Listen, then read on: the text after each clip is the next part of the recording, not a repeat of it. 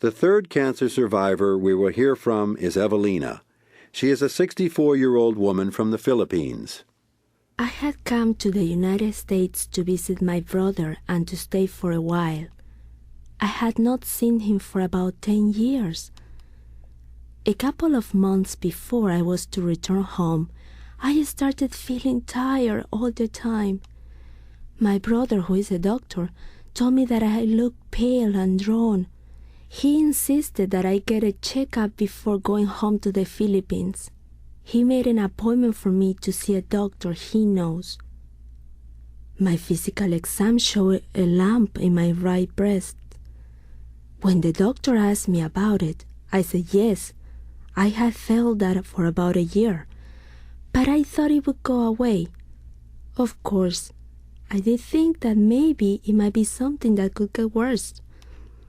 The doctor suggested some more tests, including a biopsy.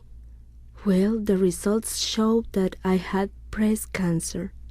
After some more tests, the doctor tells me that I need surgery and maybe chemotherapy too. Sometimes taking step one in problem solving, saying what the problem is not so easy. Listen to how Evelina talks about her beliefs, what her brother Manuel thinks, and how her sister-in-law Letty is really the one who helps take the first step in solving the problem. After my diagnosis, I wanted to go home to the Philippines and start my faith healing, not this chemotherapy. Yes, I will have surgery, but no, I won't even talk about the chemotherapy. You see, I am a devout Catholic. I attend Mass every day. I get great comfort from spiritual support. I met a group of friends here who pray for my physical healing. During Mass, the beautiful music and praying my rosary lift my spirits every day.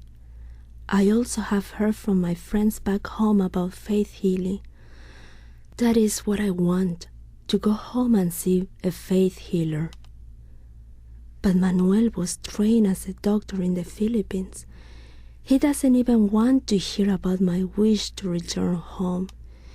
He wants me to be treated here with surgery and chemotherapy. He is my older brother, and I know he feels responsible for seeing that I get good treatment. But the more he talks about the treatment here, the more I want to go home. It has been stressful around the house. I know Manuel wants the best for me, but he doesn't respect my wishes. I want to have more Filipino food like rice and chicken porridge and warm ginger root tea from back home. They make me feel more comfortable. American food is just too different. I know Manuel's children think this is a little strange, but you know, I'm afraid of what's happening to me, afraid to have chemotherapy.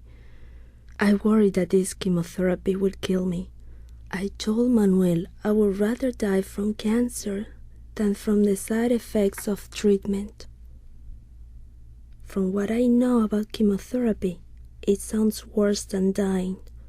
To me, I believe Bahala Na, which means what will be will be.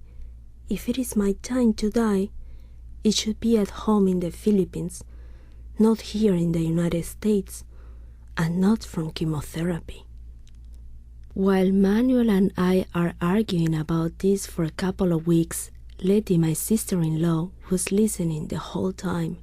She didn't seem to take sides.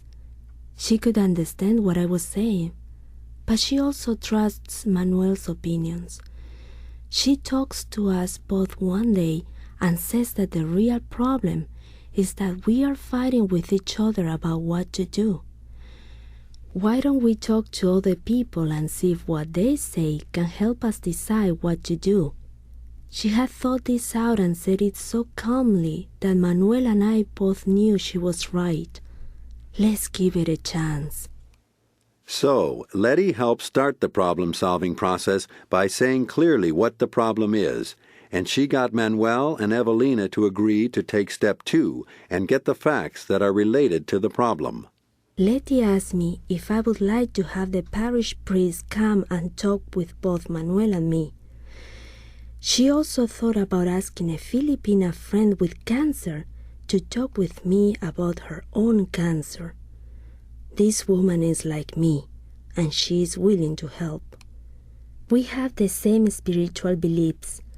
She also tells me about her own experiences with chemotherapy. She's very good to talk with, and I feel comfortable talking honestly with her.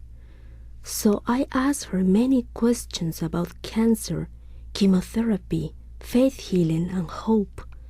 Questions I couldn't ask anyone else.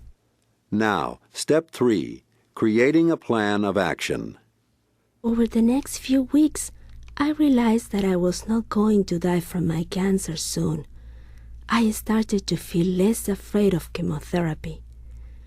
I was ready to talk about the best treatments for me. I decided to have surgery and maybe the chemotherapy.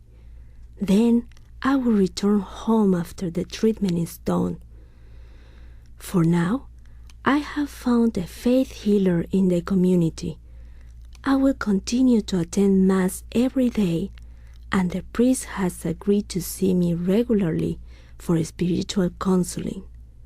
These plans make me much happier. Manuel and Letty help Evelina with step 4, carrying out the plan. They do so by helping her with her chemotherapy treatments and helping her with her faith healer and special foods that she requires for her faith healing. They each help to prepare some of the traditional Filipino dishes that Evelina had missed so much. They turned out to be helpful and fun for the entire family. They work well together in step 5, which is checking the plan as they go along and adjusting it as needed. Though there are times of frustration for all of them, they learn to share their feelings and work together on the agreed-upon plan. As the treatment progresses, all of them will need to reevaluate and possibly change some of their plans and goals. Other problems may arise for which they will need to again look at these problem-solving steps and work on a new plan or some additional steps in the process of Evelina's